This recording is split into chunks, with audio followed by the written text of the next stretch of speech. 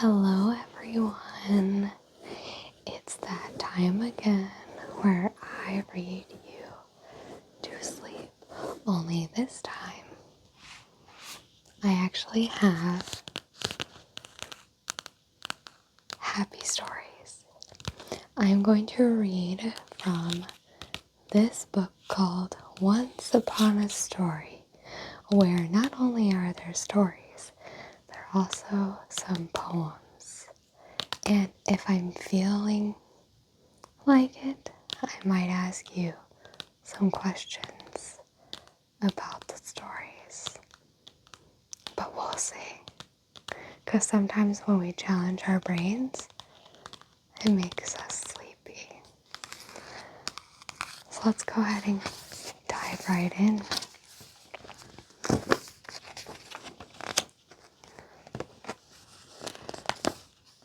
So let's start with Once Upon a Story.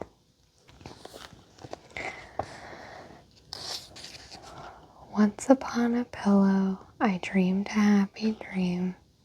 On every face I saw a smile, in every eye a gleam. Grass and trees were swaying, and speckled gold leaves fell. But what would happen next, I fear I could not tell. Once upon a paper, I wrote a story down. The characters were kind and true, no face did ever frown. The breeze was always blowing, as in my dream again. But everything went just my way, because I held the pen.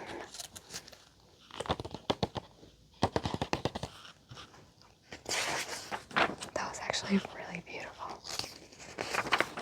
Alright, let's skim through to find our next story.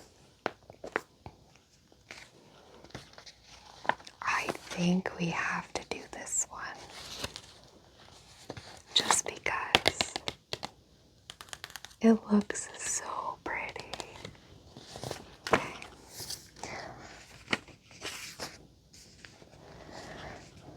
Sweet dreams. You would not believe me if I told you what I did last night after 8 o'clock when I was tucked in bed. All was dark and quiet for a minute, maybe more. Then I heard a cheerful tune play right outside my bedroom door. I crossed the floor with silent feet and took a peek outside. To my surprise, there stood a train at least 15 feet wide, with candied wheels of peppermint and seats of marshmallow fluff. I climbed on board and it took off with cotton candy puffs.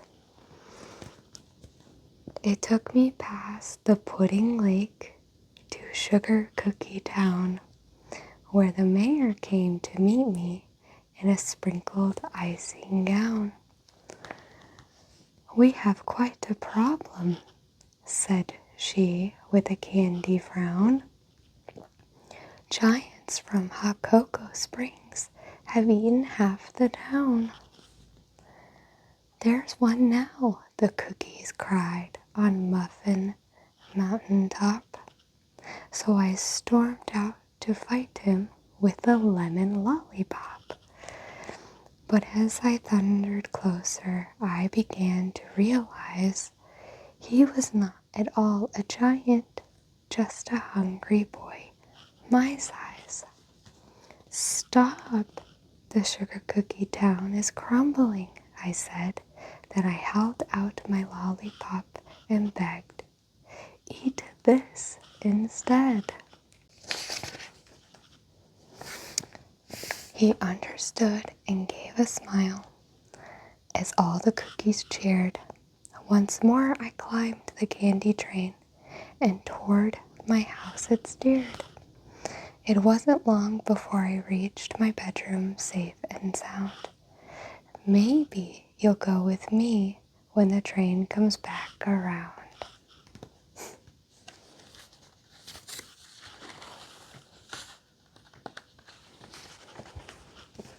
See, I can read happy stories. I'm not all dark. All right, so this one I'm going to ask you some questions. Can you describe the train?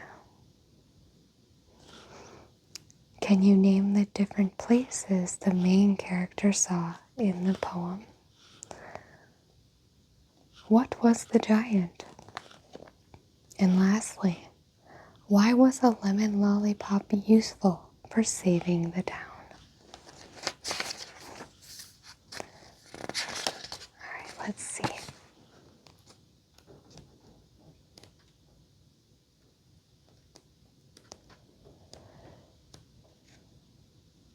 This time I want to find an actual story.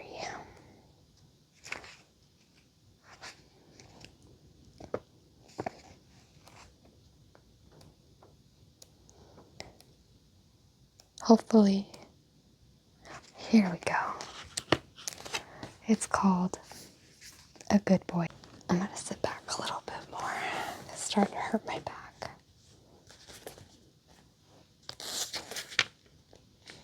The sun streamed through the window and fell over my fluffy checkered pillow.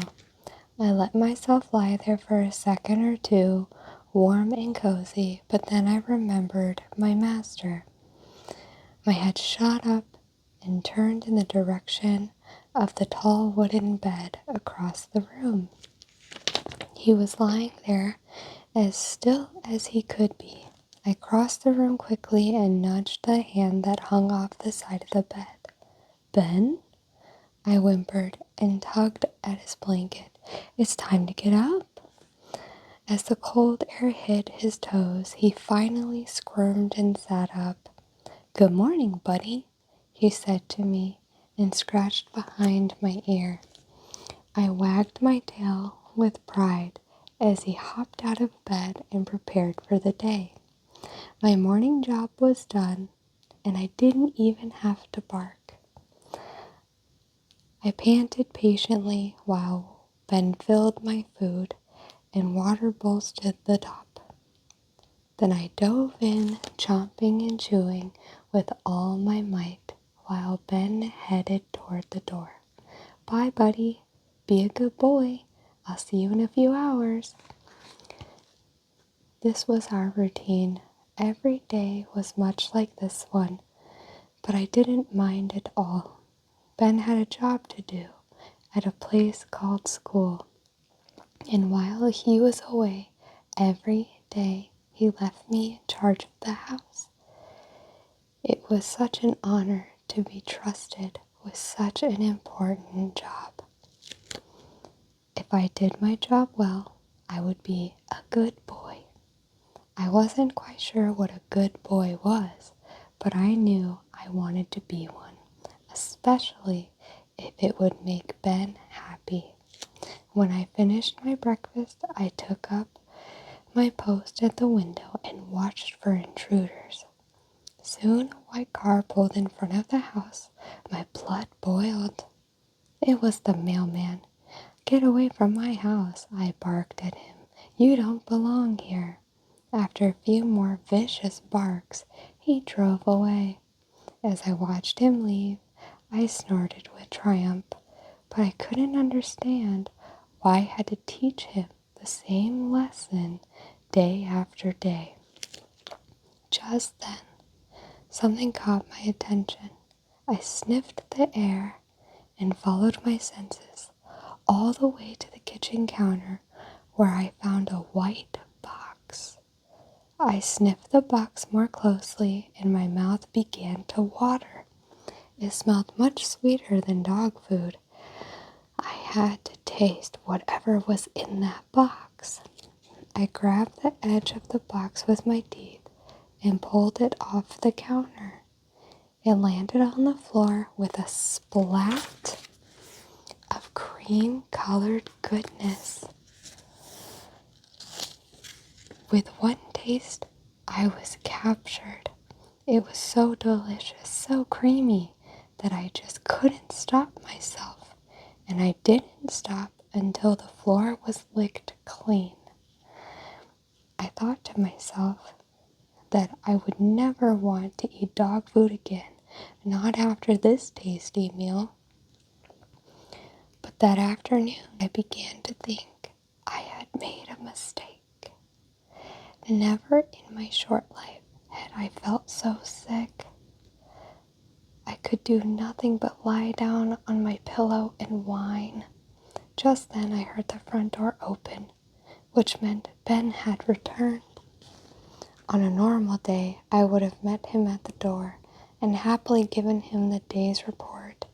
But today, just the thought of jumping up and down to welcome my master made my stomach turn. I heard his footsteps as he walked down the hallway. "Buddy?" he called, but I couldn't mutter a bark. I listened again as his footsteps neared the kitchen. Then I heard him again. "Oh no, not my birthday cake." My heart sank. I had eaten Ben's cake. He was sure to be disappointed in me. "Don't worry, Ben," I heard Ben's mother say. "I'll get another one, and then we can celebrate your birthday tonight." I just couldn't believe Buddy ate the whole thing. Then I heard Ben's footsteps as he came around the corner. I whined and whimpered, knowing I had done a terrible thing. Then, holding a ripped white cake box in one hand, Ben dropped to the floor next to my pillow. I tried not to look at him. "Did you eat this cake, Buddy?" Ben asked sternly. All I could do was whimper once again. "You probably feel terrible," he said to me. "Cake isn't meant for dogs. It makes them sick." Ben didn't need to scold me. I had already decided to stick to plain dog food. At least dog food had never made me feel this badly. By the time the sun went down, I was feeling well enough to walk out into the living room and sit with the family. When Ben's mother placed another white box on the counter, I sniffed it out of curiosity, but then the smell of frosting hit my nose. I quickly turned away. No matter how delicious that birthday cake was, I knew I would never make that mistake again. Watching me closely, Ben chuckled and scratched behind my ears. "That's a good boy."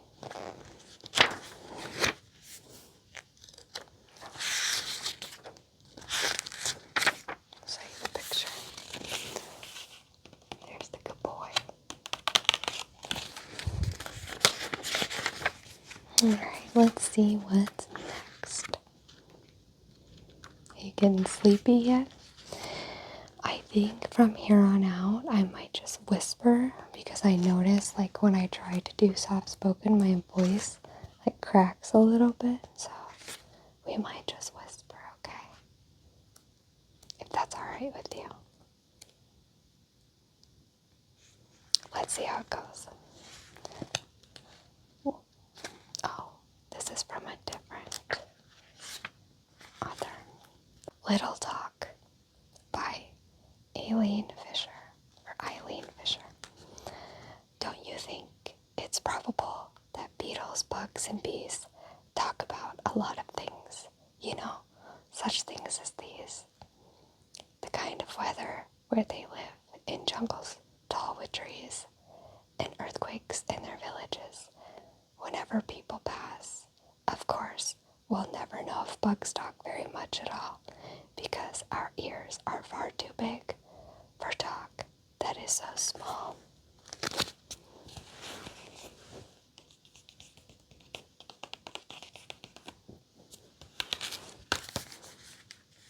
That was cute.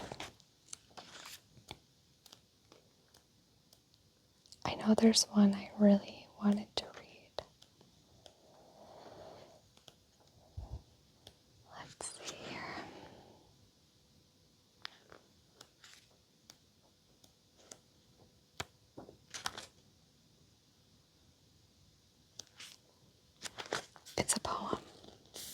But then there's a story next to it too. Alright, so we'll do those. I saw this. It was just so beautiful. Look at this. Just, wow. Here. The Night Sky by the author's unknown. All day long, the sun shines bright. The moon and stars come out by night. From twilight time, they line the skies and watch the world with quiet eyes. Alright, so we are going to read In Need of New Shoes. This is adapted from The Tale of Daddy Longlegs by Arthur Scott Bailey. Daddy Longlegs couldn't help feeling discouraged when Chirpy Cricket told him that he wouldn't be able to reach the oat field before the next morning. I declare, he said, if I had known it was such a long journey, I wouldn't have tried to go there to help Farmer Green with his harvesting. I've already walked so far that my shoes are all worn out, and I can neither go on nor go back until I get some new ones. He looked very doleful, for he didn't know what to do, but Chirpy Cricket laughed merrily, as was his custom. Cheer up, he cried. You're in luck. Jimmy Jackrabbit has a shoe shop in this very meadow. Just follow me, and I'll show you where it is. So off they went, and soon they arrived at the shoe shop, where they found Jimmy Jackrabbit, all smiles and bows. Here's a friend of mine who needs some new shoes, Chirpy Cricket announced. Come right in, cried Jimmy. Any friend of Chirpy Cricket is a friend of mine too. And if I can't fit your feet with shoes, it won't be my fault. Only yesterday I sold a pair of shoes to old Mr. Crow, and his feet are enormous, as everyone knows. Well, I want more than just one pair. Daddy Longlegs piped up. I want 4, making 8 shoes in all. And my feet are very small, he added. Jimmy Jackrabbit looked a bit surprised at that remark.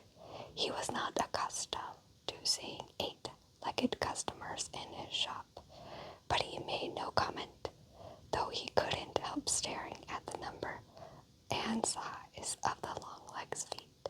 Meanwhile, Chirpy Cricket hopped away, telling Daddy that he was leaving him in good hands. Jimmy Jackrabbit went to work briskly, setting shoes for all sorts of sizes before Daddy Longlegs.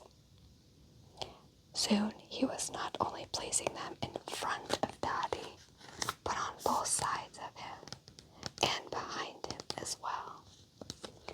Jimmy Jackrabbit was so spry, and most of the shoes were so big that in no time at all, Daddy Longlegs was completely surrounded by a wall of shoes which rapidly grew higher and higher. Stop, stop, cried Daddy Longlegs. Jimmy was so busy that he didn't hear him. He kept piling more and more shoes around his tiny visitor, piling more and more until Daddy Longlegs was lost in a small mountain of big, little, and medium-sized shoes of many different colors. Not till then did Jimmy Jackrabbit pause for a breath. When he saw that this customer had disappeared, he was more than surprised. Where could he have gone? Jimmy exclaimed. I didn't see him go out. He was sitting right there only moments ago, and now he's certainly not in my shop. Even at that very moment, Daddy Longlegs was frantically crying, Help, help!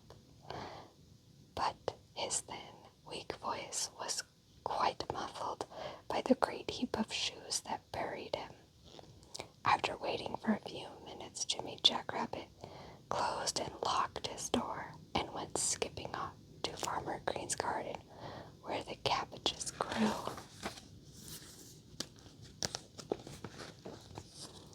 Poor Daddy Longlegs, he was buried under dozens of shoes, all of them many times bigger than he was.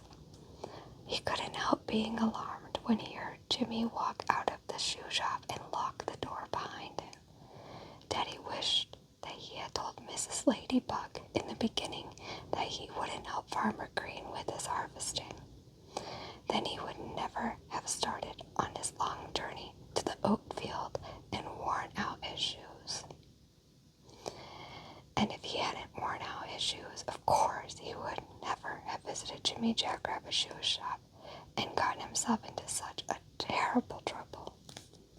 He soon realized that calling for help until his voice was cracked worse than ever wouldn't do him the least bit of good. So he stopped shouting and began to climb out of the pile of shoes that surrounded him. He was very glad then that he had 8 long legs to help him. But when he found himself free of the shoe, he seemed no better off than before. There he was, a prisoner in the shoe shop, and the daylight was fast fading. If Daddy Longlegs had been half as wise as his neighbors believed him to be, he wouldn't have stayed in his prison 2 minutes. But after trying the door and the 2 windows and finding that he couldn't open them, he made up his mind that there was nothing for him to do except to wait until Jimmy Jackrabbit came back the following day. There stood the chimney all the time. Daddy Longlegs could have crawled right out, but because he had never left anybody's house or shop by way of the chimney, Daddy Longlegs never once thought of doing such a thing. After he had slept soundly for some time inside the toe of a shoe, the sound of voices awakened him. At first, he kept very still. Being naturally a timid person, he did not want to show himself until he was sure he was safe from harm. And then, before he realized what was happening, he felt himself being picked up, shoe and all, and he heard Jimmy Jackrabbit say, "Try on this shoe, Peter Mink." So there was no doubt that Peter Mink was thrusting his foot into Daddy Longlegs' hiding place. There was only one thing for him to do.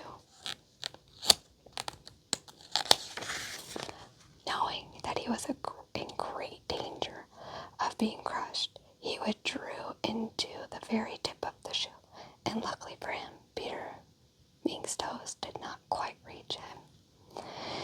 After that, Daddy Longlegs could hear nothing more, nor did he know what was happening. But to make a very long story short, Jimmy Jackrabbit gave Peter Mink another shoe for Peter's other foot and bowed his customer politely out of the shop. There, Peter Mink stood in the moonlight meadows with his new shoes on his feet and with Daddy Longlegs hidden in the toe of his right shoe. But no matter if it was the right shoe, Daddy Longlegs thought it was all wrong. It was not exactly a pleasant ride that Daddy Longlegs had in the toe of Peter Mink's shoe. Not only was it dark as a pocket inside the shoe, it was so cramped that Daddy Longlegs was most uncomfortable. And what was still worse, he hadn't even the faintest idea where he was going. Sometimes Daddy was almost sure that Peter Mink was carrying him around Blue Mountain, and at other times he thought that Peter must be following Swift River to see where it went.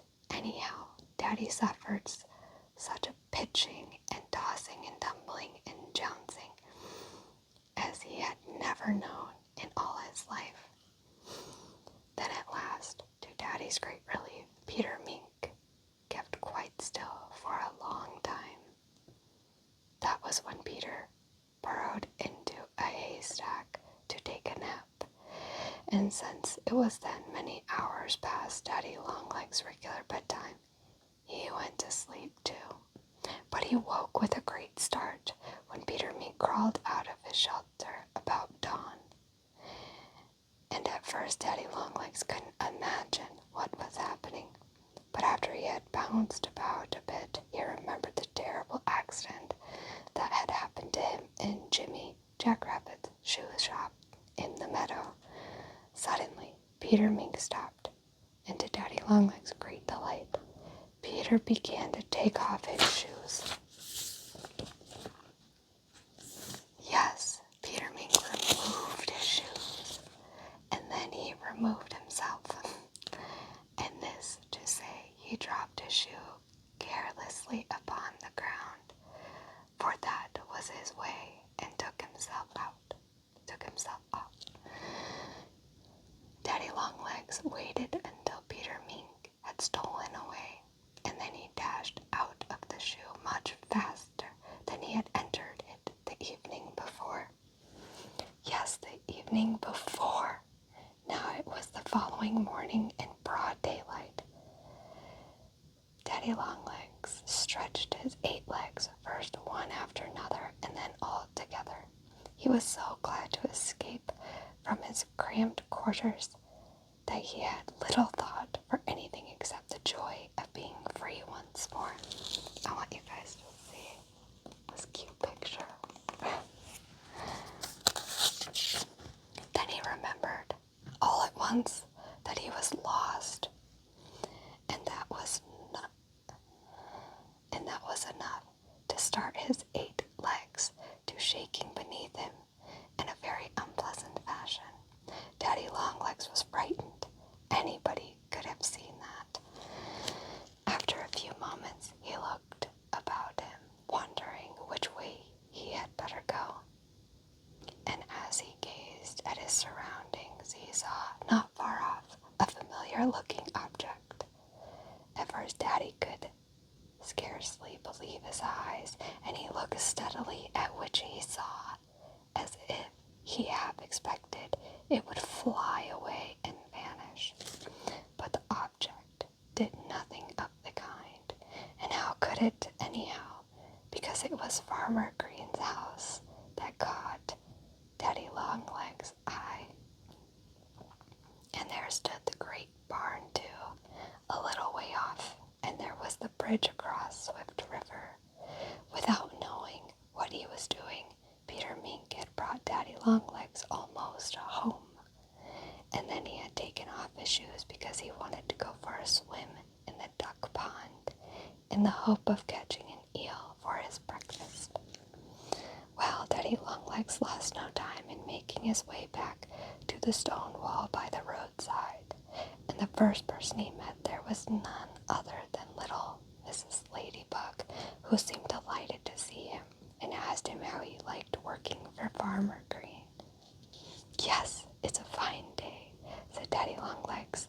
"The rain is holding off, and it looks as if Farmer Green was going to get his oats harvested without their being wet after all."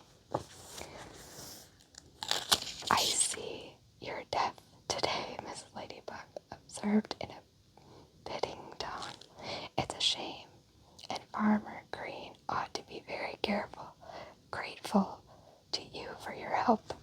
He hasn't said a word to me," Daddy Longlegs told her, and Miss Ladybug declared she couldn't understand it. But there were many things, too, that she didn't understand. She had heard that Daddy was a harvestman, but she didn't know that some people called him by that name merely because he was seen in Pleasant Valley about the time Farmer Green harvested his crops. As for working in the fields, Daddy Longlegs knew no more about that than did did that fat drone, Buster Bumblebee, and Farmer Green would have laughed heartily at the idea of either of them helping.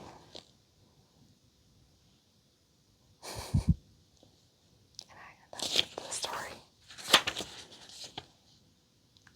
Why is Mrs. Ladybug so confused? Perhaps she's mistaking the daddy long legs for a spider because it has 8 legs and crawls like a spider. However, this is a special creature. An arachnid known as a harvestman.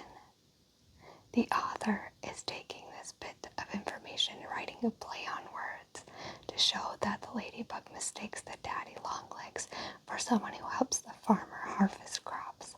Instead, the harvestman helps the farmer by eating insects. That was actually really cute. Alright, let's do a poem. This one's pretty too. I just really like the illustrations in this book, I must say. Like this one. Flying. I saw the moon one windy night, flying so fast, all silvery white, over the sky like a toy balloon, loose from its string, a runaway moon. The frosty stars went racing past, chasing her on ever so fast. Then everyone said, "It's the clouds that fly, and the stars and moon stand still in the sky." But I don't mind. I saw the moon sailing away like a toy balloon. Should we do one more? One more poem.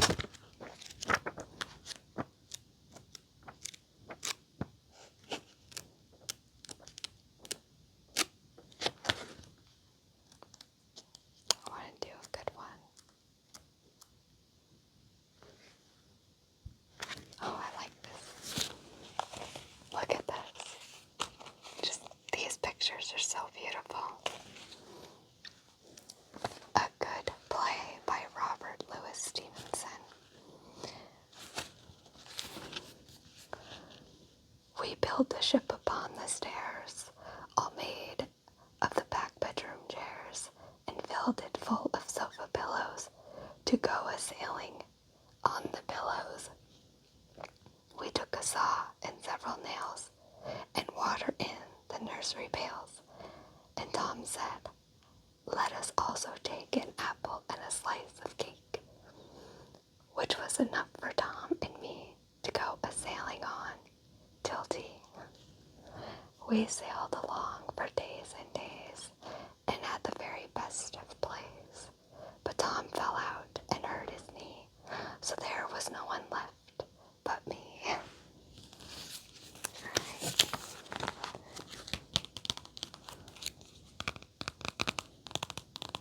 This was really cute.